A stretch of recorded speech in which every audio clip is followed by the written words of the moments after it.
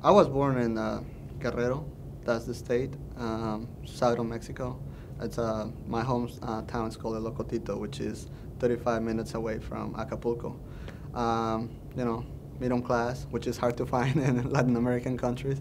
Um, and at that point, I was a teenager when my parents decided to split up. Um, my mom was looking for a better future. She moved to the States. I stayed back with my two sisters and my dad in Mexico. And at one point in my life, I was in high school in Mexico. Uh, I was going to some trouble, teenager stuff, you know. And it was the best decision to move with my mom. My mom was struggling to, um, pay the rent and all that. So I decided to get a part-time. And they offered me a full-time job, so I was going to, I had to make a decision whether I stay in high school or do I help my mom, to have a better life and also a better life for me. At that point, I made the decision, to just drop out of school. Now, looking back, I see it as a wrong decision. I don't regret it, but it's the wrong decision on my life. And now, 14 years later, here I am, getting my GED.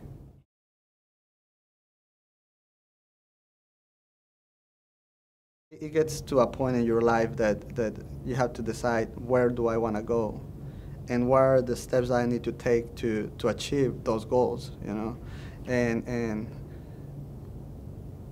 I'm not satisfied where I am now.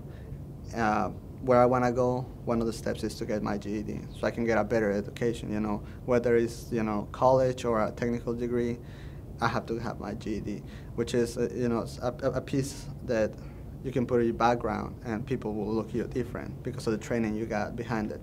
I will not lie to you, I was scared at the beginning. It's a scary feeling, especially your first day. Think about your first day of high school. Now multiply it that way 100 because you're an adult, Life itself is hard as an adult, and you have to make time, make a little bit of time between all of that to come to class, What surprised me the most is the help that you get from your classmates. There is a point that we will get, you start making friends within your class, and you don't have the answers to one of the questions in the exercise, and somebody will say, "Oh, this is the way you do it." When the tests come along, although I probably didn't get the best scores in the world, but I felt it easy just because of class.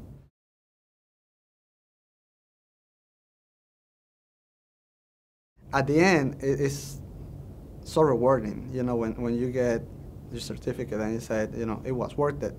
And it's encouraging at the same time because you look back and say, okay, I did this, now I can, sky is the limit for what I can do. Now, it's not life who is choosing what I'm gonna be, it's me who is choosing what I wanna be.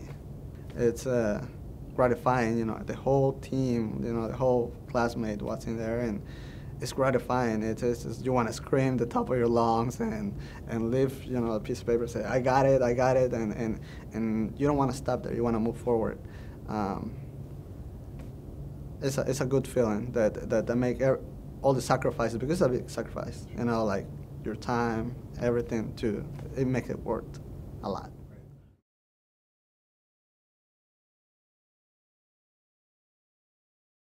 See, now I see my future wide open. Where now my struggle is deciding what path I want to take. Now, now it's up to me to decide what path I want to take. I'm looking into roll into World One.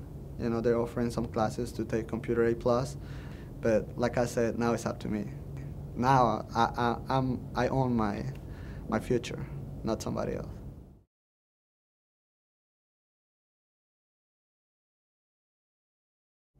Don't give up. It's worth it.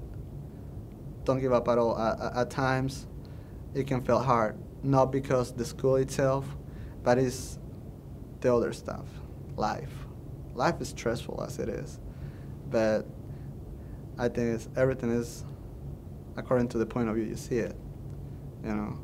So don't give up because kids, because of your wife, your husband, your anything, or work, is worth it. At the end, is the feeling itself is rewarding enough, but the future that you have ahead, it's up to you. Like I said, so it's completely worth it.